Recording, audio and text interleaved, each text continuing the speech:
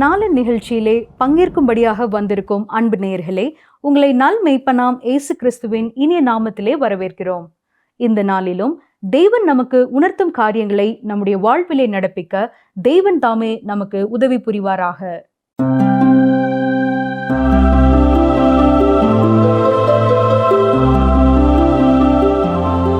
பிரியமானவர்களே, நீங்கள் இன்று நலமாய் இருக்கிறீர்கள் என்று கர்த்தருக்குள் விசுவாசிக்கிறோம். கர்த்தருடைய வார்த்தைகள் உங்களுக்கு ஆசீர்வாதமாய் இருந்ததை எங்களோடு பகிர்ந்து கொண்டீர்கள். நன்றி கூறுகிறோம். தொடர்ந்து இந்த ஊழியங்களுக்காக உங்களுடைய ஜெபம் எங்களுக்கு தேவை என்பதையும் ஞாபகப்படுத்துகிறோம். இன்று நாம் எசேக்கியேல் 5, 6 அதிகாரங்களை கற்றுக்கொள்வோம். 5 அதிகாரத்திலே எசேக்கியேல் தேவனுடைய மற்றொரு செய்தியை மக்களுக்கு நடித்து காட்டுகிறார். கவனியங்கள், வாசிக்கிறேன். எசேக்கியேல் 5 முதல் 3 வசனங்கள். பின்னும் அவர், மனுபுத்திரனே, சவரகன் கத்தியாகிய கருக்கான கத்தியை வாங்கி அதனால் உன் தலையையும் உன் தாடியையும் சிரைத்து கொண்டு பின்பு நெருக்கும் தராசை எடுத்து அந்த மயிரை பங்கிட கடவாய். 3 பங்கை எடுத்து முற்றுகை போடும் நாட்கள் முடிகிற போது நகரத்தின் நடுவிலே அக்கினியால் சுட்டெரித்து 3 பங்கை எடுத்து அதை சுற்றிலும் கத்தியாலே வெட்டி 3 பங்கை எடுத்து காற்றிலே தூற்ற கடவாய். அவைகளின் பின்னாக நான் பட்டயத்தை உருவுவேன். அதில் கொஞ்சம் மாத்திரம் எடுத்து அதை உன் வஸ்திர தோரங்களில் முடித்து வைப்பாயாக.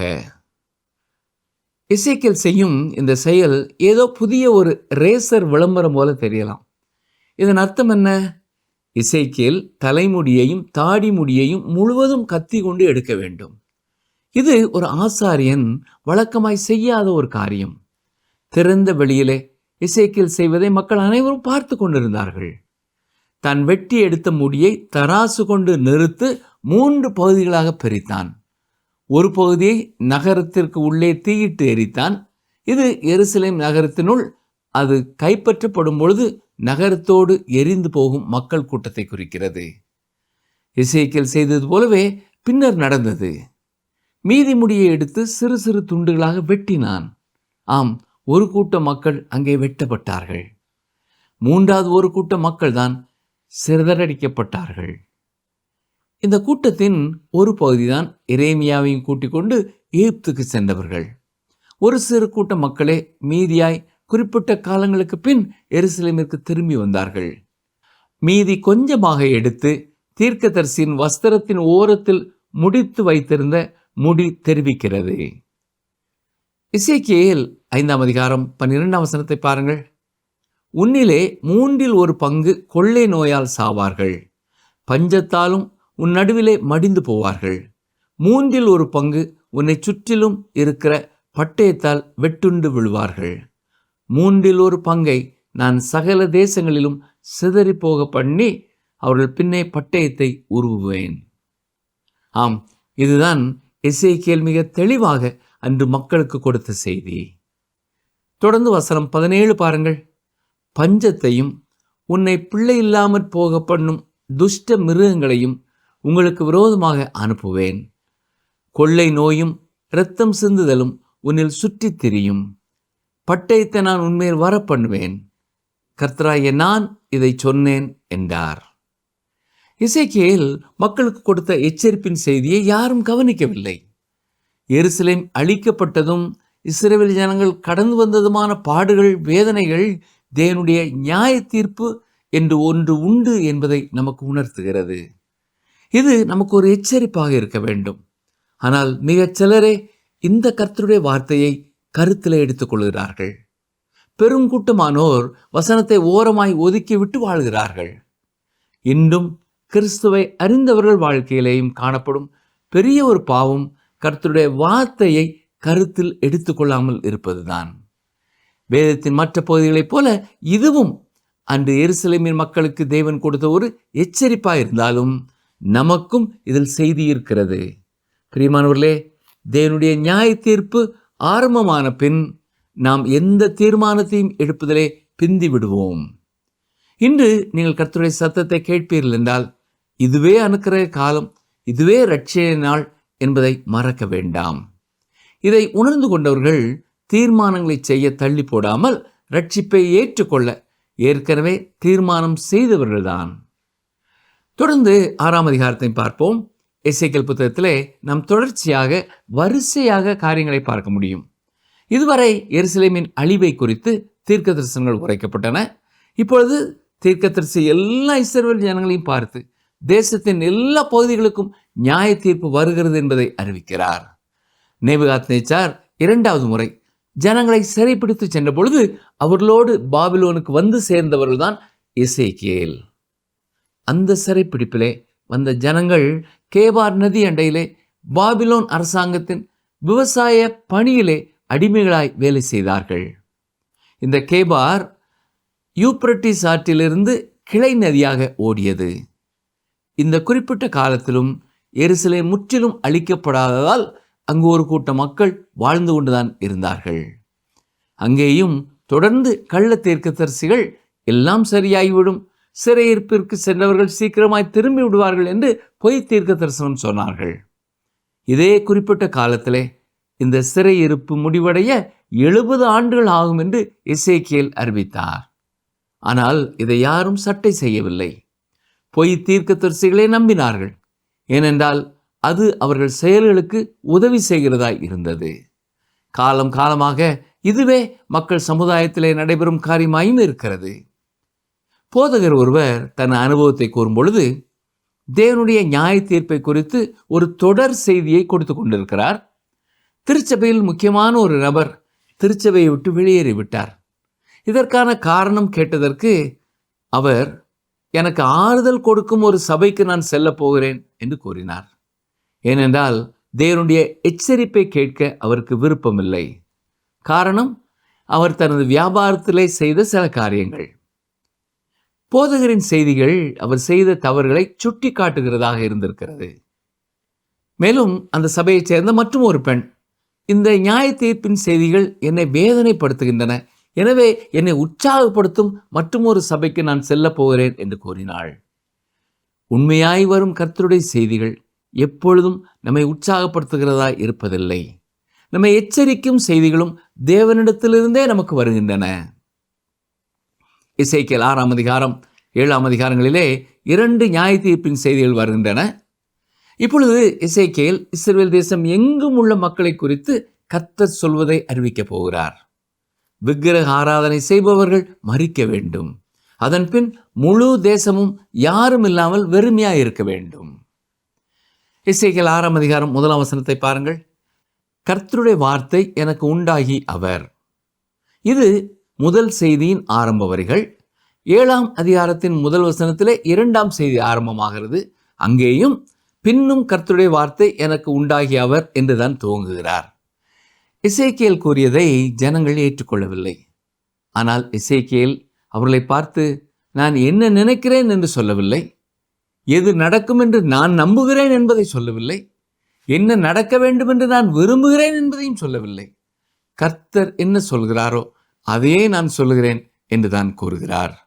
இந்த 2 செய்திகளின் இறுதி வாக்கியமும் ஒன்று போலவே இருக்கிறது. அது என்ன? நான் கர்த்தர் என்று அறிந்து கொள்வார்கள். தேவனாய கர்த்தர் பரிசுத்தம் உள்ளவர். இதை இந்த உலகம் அறிய வேண்டும்.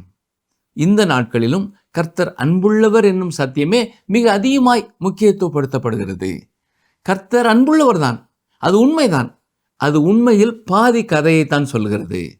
அந்த நாணயத்தின் மறுபக்கத்தையும் நாம் பார்க்க வேண்டும். தேவன் பரிசுத்தம் உள்ளவர், பாவத்தை அவர் நியாயம் தீர்ப்பவர். அவருக்கு கீழ்ப்படியாமல் பாவத்தை நோக்கி நீங்கள் திரும்புவீர்கள் என்றால், அவரை மதிக்காமல் இருப்பீர்கள் என்றால், நீங்கள் உண்மையில் அவரை ஏற்றுக்கொள்ளவில்லை. அவருடைய ரட்சிப்பை ஏற்றுக்கொள்ளவில்லை என்றால் மாற்று வழி ஒன்றே ஒன்றுதான் உண்டு, அதுதான் நியாய தீர்ப்பு. மனிதர்கள் இன்று தங்களை தாங்களே மன்னித்துக் கொள்ள விரும்புகிறார்கள். தாங்கள் பாவிகள் என்பதை ஒத்துக்கொள்ள அவர்களுக்கு மனதில்லை. தேவனே தங்கள் வாழ்க்கையிலிருந்து அப்புறப்படுத்த விரும்புகிறார்கள். அவரை பணிந்து கொள்ள அவர்களுக்கு விருப்பமில்லை. சிலர் தேவன் இல்லை என்றே சொல்கிறார்கள். ஞானமுள்ள ஒரு யூத இளைஞன் பெட்ஸ்பர்க் பல்கலைக்கழகத்திலே மாணவர்களுக்கு ஆலோசனை கொடுக்கும் பணியிலே இருந்தான். கடவுள் இல்லை என்பதை நிரூபிக்க அவன் முற்பட்டான். அவனுடைய விவாதம் என்னவென்றால், தேவன் எபிரேய மக்களை பாதுகாப்பார் என்று சொல்லப்பட்டிருந்தாலும் சுமார் 6 லட்சம் யூதர்கள் நாசி மனிதர்கள் கையிலே மடிந்து போனார்கள். எனவே கடவுள் இல்லை. மேலும் அவன் எழுதுவதை கவனியுங்கள். இன்று உடன்படிக்கையின் கடவுளை நம்புவதற்கு அவர்களின் படைப்பாளர் அடால்ஃப் ஹிட்லரை தனது மக்களை மரண முகாம்களுக்கு அனுப்ப தனது கோபத்தின் கோலாய் பயன்படுத்தினார் என்பதை நீங்கள் உறுதிப்படுத்த வேண்டும். இதை நான் நம்புவதற்கு முற்றிலும் இயலாதவனாக உணர்கிறேன் என்று எழுதியிருக்கிறான். இந்த இளைஞன் கடவுள் மரித்து போனது ஒரு கலாச்சார நிகழ்ச்சியாக நினைக்கிறான். காரணம், உடன்படிக்கையின் தேவன் என்ன ஆனாலும் இஸ்ரவேல் ஜனங்களுக்கு எதுவும் ஆகாமல் காப்பார் என்று நினைத்தான்.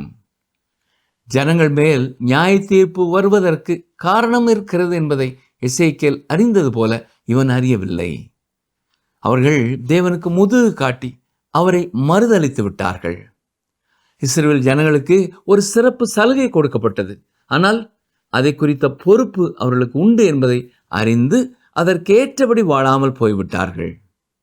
இங்கே எசேக்கியேலின் மூலமாய் கர்த்தர் ஜனங்களுக்கு சொல்வதும் இதுதான். தேவனே நியாய தீர்ப்பை அனுப்புகிறார். ஏனென்றால் அவர் பரிசுத்தம் உள்ள தேவன்.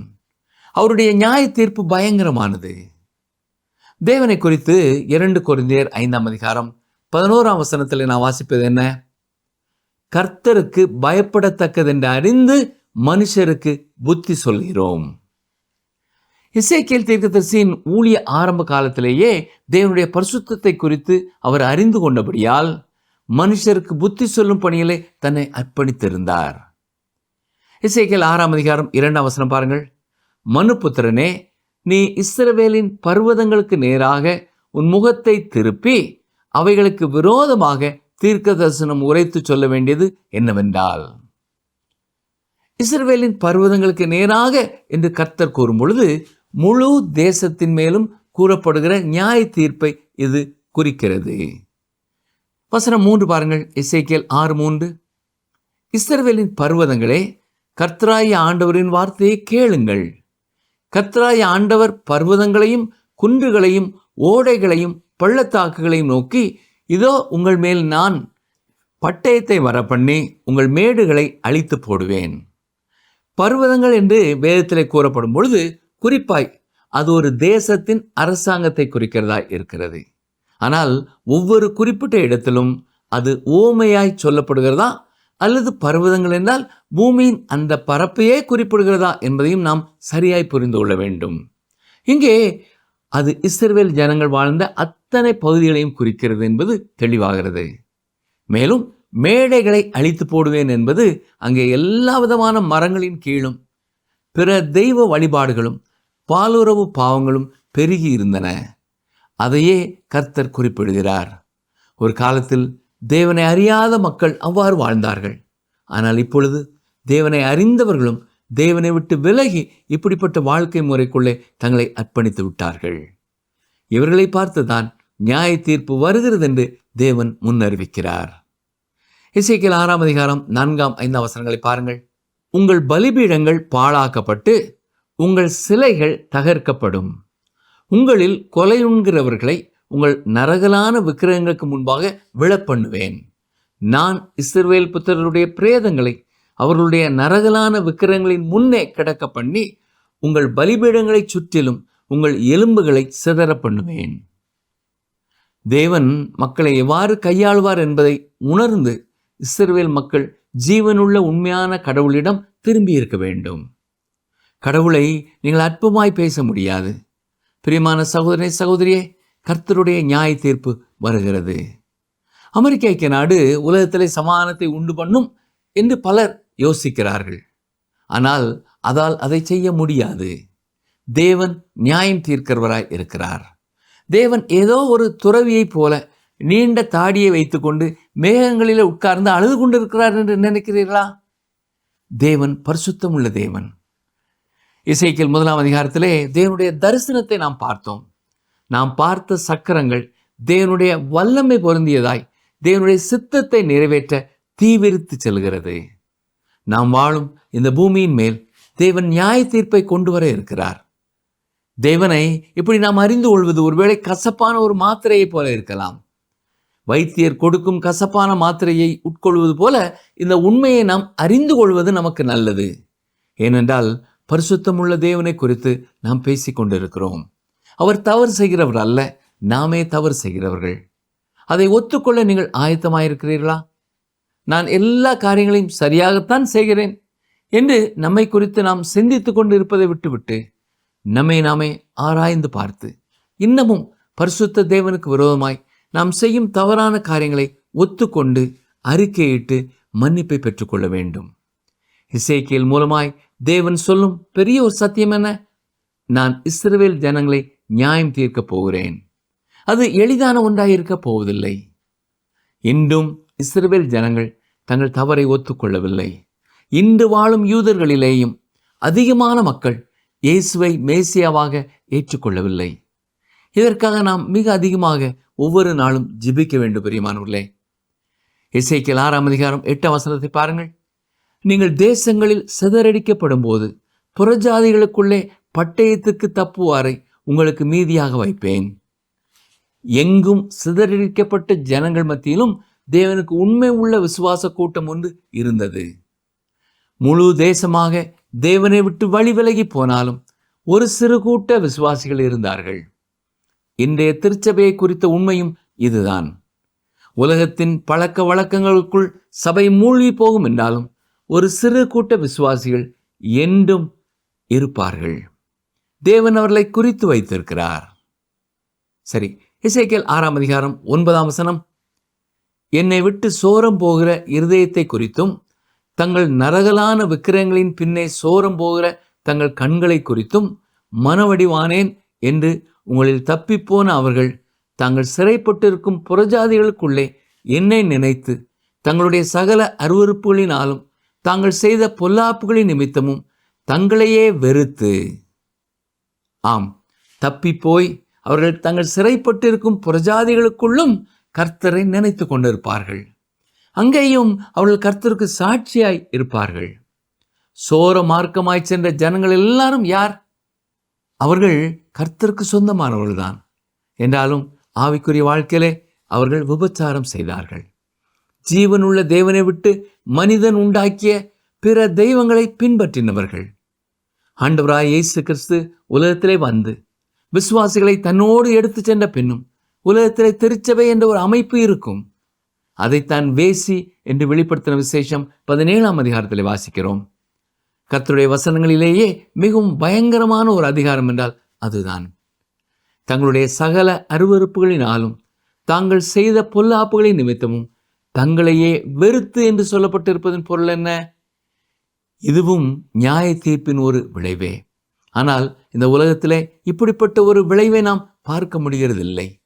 அப்படி என்றால் நிச்சயமாய் அதிகமான நியாய தீர்ப்பு வருகிறது. மகா உபத்திரவ காலத்திலே அந்த நியாய தீர்ப்பு வருகிறது. நியாய தீர்ப்பின் அந்த நாட்களிலே மக்கள் தங்கள் பற்களை கடித்துக் கொள்வார்கள். இதனால் அநேகர் மனம் திரும்புவார்கள் என்று நினைக்கிறீர்களா? இல்லை.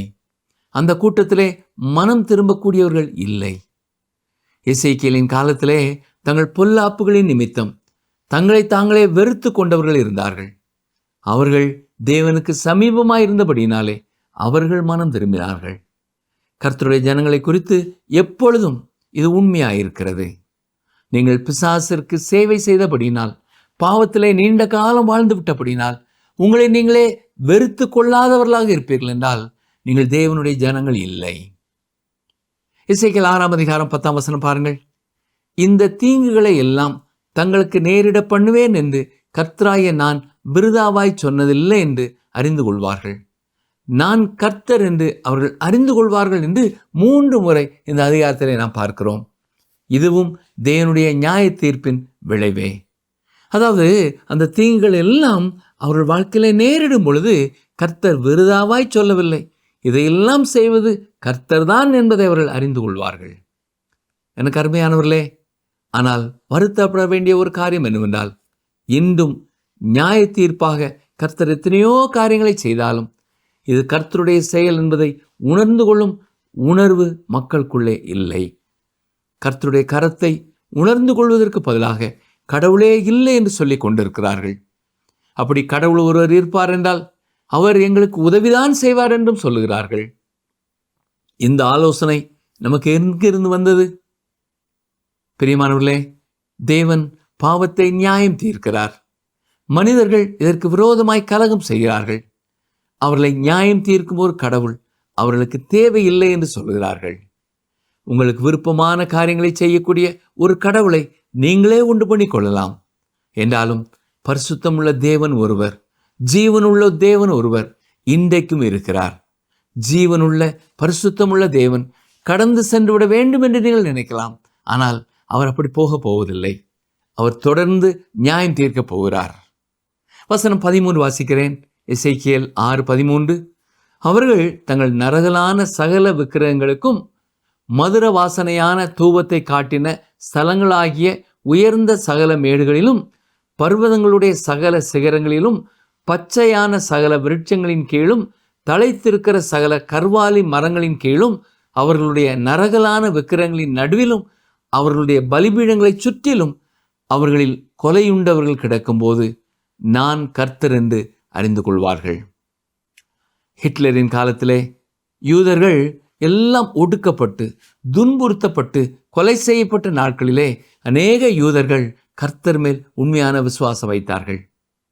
இன்றைக்கும் ஐரோப்பிய நாடுகளிலே இருக்கிற பல யூதர்கள் அந்த மாபெரும் துன்பத்தின் விளைவு என்று சொன்னால் மிகையாகாது. அவர்களை குறித்து நாம் மறந்து போனோம். ஹிட்லரின் அந்த கொடூரமான மரணவாயு அறையிலே தங்கள் பெற்றோரை இழந்த ஒரு யூத பெண்மணி இந்த பாடுகளின் வழியாகவே நான் ரட்சிப்பின் அனுபவத்துக்குள்ளே வந்தேன் என்று இப்பொழுது ஒருவருக்கு கடிதம் எழுதியிருந்தார். கர்த்தருடைய கரத்தை நாமும் உணர்ந்து கொள்ள வேண்டும். அவர் பரிசுத்தமுள்ள தேவன். நம் பாவத்திற்கான தண்டனையை நாம் ஏற்றுக்கொள்ளும்படி அனுமதிக்காமல் நமக்காக அவருடைய சொந்த குமாரனையே சிலுவையிலே ஒப்பு கொடுத்த கடவுள் எப்படி மனிதனை நியாயம் தீர்க்க மாட்டார் என்று எண்ண முடிகிறது? 13ஆம் வசனத்திலே சகல நரகலான விக்கிரகங்களுக்கும் அவர்கள் தூபம் காட்டிய மேடைகள் என்று கூறுகிறார். அந்த தேசத்தை தேவன் நியாயம் தீர்த்ததற்கான காரணத்தை தான் தெளிவாக சொல்லியிருக்கிறார். அந்த தேசத்தை குறித்து பலர் அது பாலும் தேனும் ஓடுகிற தேசம் என்று பேச விரும்புகிறார்கள். பிரியமான சகோதரனை சகோதரியே, இன்று அந்த தேசம் அவ்வாறு இல்லை. இன்றும் அவர்கள் கர்த்தரிடம் திரும்புகிறதில்லை. அந்த தேசத்தின் மேல் இன்னும் தேவனுடைய நியாய தீர்ப்பு நிற்கிறது. சரி, எசேக்கியேல் 6:14 வசனம் பாருங்கள். நான் என் கையை அவர்களுக்கு விரோதமாக நீட்டி அவர்களுடைய எல்லா வாசஸ்தலங்களும் உள்ள தேசத்தை அழித்து அதை திப்லாத்தின் வனாந்தரத்தை பார்க்கிலும் அதிகமாய் பாழாக்குவேன். அப்பொழுது நான் கர்த்தர் என்று அறிந்து கொள்வார்கள் என்றார். திப்லாத்தின் வனாந்தரத்தை பற்றி நமக்கு தெரியவில்லை. ஆனால் எருசலேமிற்கும் எரிகோவுக்கும் இடையிலே உள்ள பகுதி எப்படி இருக்கிறது என்று நமக்கு தெரியும். அங்கே இடம் வாங்க யாரும் விரும்புகிறதில்லை. அந்த வனாந்தரமான பகுதி அவர்களுக்கு பாதுகாவலாய் இல்லை என்றால் அந்த இடத்தையும் அவர்கள் அரபு தேசத்திற்கு கொடுத்து விடுவார்கள். மீண்டும் இந்த வசனத்திலே 3ஆம் முறையாக நான் கர்த்தர் என்பதை அவர்கள் அறிந்து கொள்வார்கள் என்று கர்த்தர் கூறுகிறார். ஆம், இதுதான் நியாய தீர்ப்பின் நோக்கம். நியாய தீர்ப்பு செய்தது கர்த்தரே என்பதை அந்த ஜனங்கள் உணர்ந்து கொள்ள வேண்டும். நிகழ்ச்சியை கேட்டுக்கொண்டிருக்கிற எனக்கு அருமையான சகோதரனே சகோதரியே, நம்முடைய வாழ்க்கையிலேயும் ஆண்டவர் ஒருவேளை நியாய தீர்ப்புகளை சந்திக்கும்படி செய்திருப்பார் என்றால் அதை உணர்ந்து மனம் திரும்ப வேண்டிய பகுதிகளிலே முழுமையான மனம் திரும்புதலுக்குள்ளே வர ஆண்டவர் அழைக்கிறார். அவர் நம்முடைய வாழ்க்கையிலே செயல்படுவதை நாம் உணர்ந்து கொள்ளாமல் போகும் பொழுது அல்லது உணர்ந்து கொண்டும் அதை அலட்சியம் செய்து வாழும் பொழுது தேவனுடைய நியாய தீர்ப்பு மேலும் மேலும் நம்மை நோக்கி வந்து கொண்டே இருக்கும் என்பதை நாம் மறந்து போகக்கூடாது. நமது வாழ்க்கையின் சூழ்நிலைகளிலே ஆண்டவர் நம்மை வழிநடத்தி செல்லும் பாதைகளிலே தேவனுடைய சத்தத்தை கவனிக்க இப்பொழுதும் நாம் கருத்துள்ளவர்களாய் இருக்க வேண்டும். இதுவே அனுக்கிற காலம், இதுவே இரட்சணிய நாள். கர்த்தர் தாமே தொடர்ந்து நம்மோடு பேசி நாம் அவருடைய பிள்ளைகளாய் இன்றும் என்றும் வாழ நம் ஒவ்வொருவருக்கும் கிருபை செய்வாராக. ஆமென்.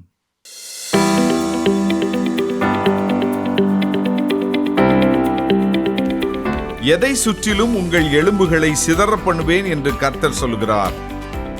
எதை சுற்றிலும் உங்கள் எலும்புகளை சிதற பண்ணுவேன் என்று கர்த்தர் சொல்லுகிறார். ஆப்ஷன் ஏ ஊரை, ஆப்ஷன் பி விக்கிரகத்தோப்பு, ஆப்ஷன் சி பலிபீடங்களை, இன்றைய கேள்விக்கான சரியான பதிலை 9962032803 என்ற எண்ணிற்கு வாட்ஸ்அப் மூலம் அனுப்புங்கள். இந்த நாளின் தியானம் உங்களுக்கு பிரயோஜனமாக இருந்திருக்கும் என்று நம்புகிறோம். நிச்சயமாகவே தேவன் உங்களோடு கூட பேசியிருப்பார் என்று விசுவாசிக்கிறோம். இந்த நாளிலும் நாம் கேட்டபடியாக நம்முடைய வாழ்விலே கஷ்டங்களும் துன்பங்களும் வரும்பொழுது ஒருவேளை தேவன் சில காரியங்களை அவற்றின் மூலம் நமக்கு உணர்த்த விரும்பலாம். நாம் மனம் திறந்து தேவனிடத்தில் அவை என்னவென்று கேட்டு அவைகளில் இருந்து நாம் விடுபட்டு தேவனை நோக்கி நாம் நம் ஓட்டத்தை ஓட தேவன் நமக்கு கிருபை செய்வாராக. நம் மனதிற்கு சந்தோஷம் அளிக்கும் செய்திகளை அல்லது தேவனை சந்தோஷப்படுத்தும் பிரசங்கங்களையும் செய்திகளையும் கேட்க நாம் விழைகிறோமா? நம்முடைய நாட்டம் பரலோகமா, பூலோக இன்பமா? இந்த நிகழ்ச்சி உங்களுக்கு பிடிச்சிருக்கா? அப்ப இப்பவே மிஸ்டர் கால் கொடுங்க. பரிசு வெல்றது நீங்களாவும் இருக்கலாம்.